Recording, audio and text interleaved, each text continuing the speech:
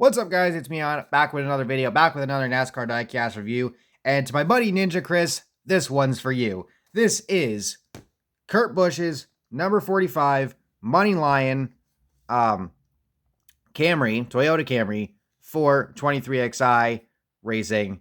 Let's go ahead, get the diecast out of the box, and get on with the review. Make sure, of course, to drop a like, subscribe, turn on post notifications so you don't miss out on future videos and streams, closing in on 700 subscribers. So I appreciate the support, and also make sure to use code ANJJ for $5 off on orders of $30 or more at Circuit Diecast. So here is the diecast out of the box. God damn it, I zoomed out when I wanted to zoom in. I will say this much: the teal green on this car, it does look brighter off camera than it does on camera. It looks darker on camera, but it is still a neat paint scheme nonetheless. And the reason why I mentioned Ninja Chris is he's a buddy from Twitter he's a big Kurt Busch fan. And all right, Kurt Busch. So he obviously announced earlier this offseason he's not going to be back in the 45 next year. He's done with full-time racing in NASCAR right now. He's still not 100% from his concussion that he suffered back at qualifying at Pocono. And of course, like that's a big thing because with the next gen car, obviously one of the biggest talking points has been safety, and for a Cup driver to have his full-time career ended essentially off one concussion on a hit that didn't necessarily look like it should have resulted in one. I mean, we've seen harder hits. Just ask Dale Earnhardt Jr. He's had some hard hits and he's dealt with concussions in his career. That's what essentially ended his full-time racing career as well. But he's accumulated them, at least a few. Kurt, I mean, this probably maybe isn't the first, but it's like it's like the first that we've known of in some time, if he's ever had one before. And it sucks because it's taken him out of the car, and it's effectively ended his full-time racing career. Now, he did say that he's going to stay in broadcasting, probably, continue to work with Fox and FS1 to do broadcasts for Xfinity and trucks. And when he's 100% again, he would like to step back into a Cup car or race just in general at some point again, which I hope he does. But,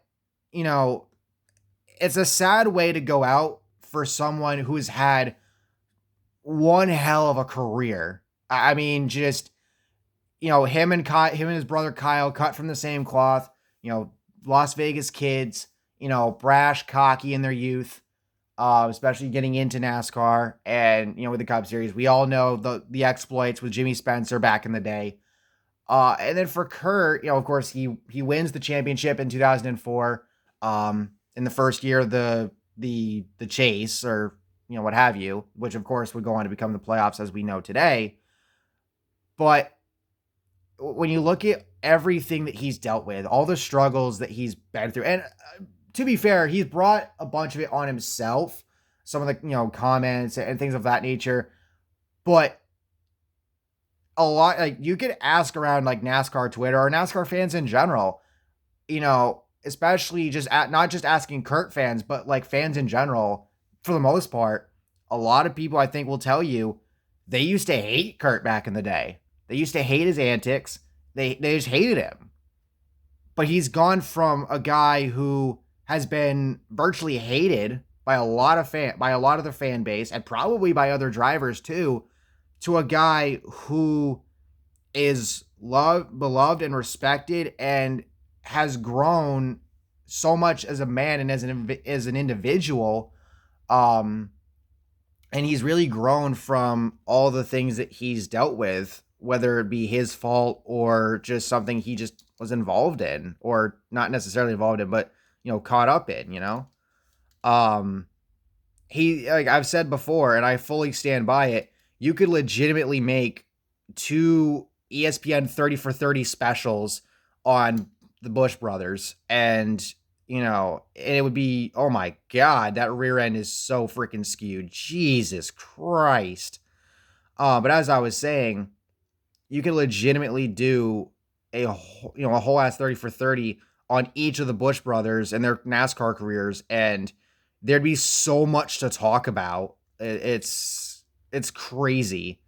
Because again, Kurt's one of those guys who he's had a hell of a career. He's had an amazing career story just from, from the wins to going from team to team. There's that whole time with Phoenix Racing, which was probably like the lowest point of his career, if I'm being honest. And then eventually rising back up the ranks and rising back up the ranks of respectability. And it sucks that a concussion has ended his full-time racing career, but I would make the argument that Kurt, maybe not a first ballot Hall of Famer, but I do think that both he and Kyle are going to be Hall of Famers. They're both champions. They've both won a bunch. Kyle significantly more, but that's besides the point.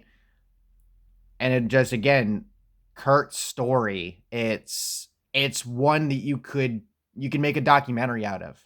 A 30, again, ESPN 30 for 30 or something. It's something to be dissected and just evaluate, and just the sheer amount of stuff he's been through. It's, I've talked about it before in other Kurt Busch related reviews. It's wild. And hey, he got a win in his final, what is now going to be his final full-time Cup Series season, which that diecast is on the way. I will be reviewing that sometime after I get it. So yeah, with all that being said, once again, thank you all for watching. Hope you all enjoyed. Make sure to drop a like, subscribe. And if you are a Kurt Busch fan, you're watching this, let me know down in the comments, what's your favorite Kurt Busch moment? Because there's got to be a lot of them. Again, the exploits with Jimmy Spencer, winning the championship, his radioactive moments, and all this other stuff. So again, with all that being said, thank you all for watching. Hope you all enjoyed. I'll catch you all next time. Peace.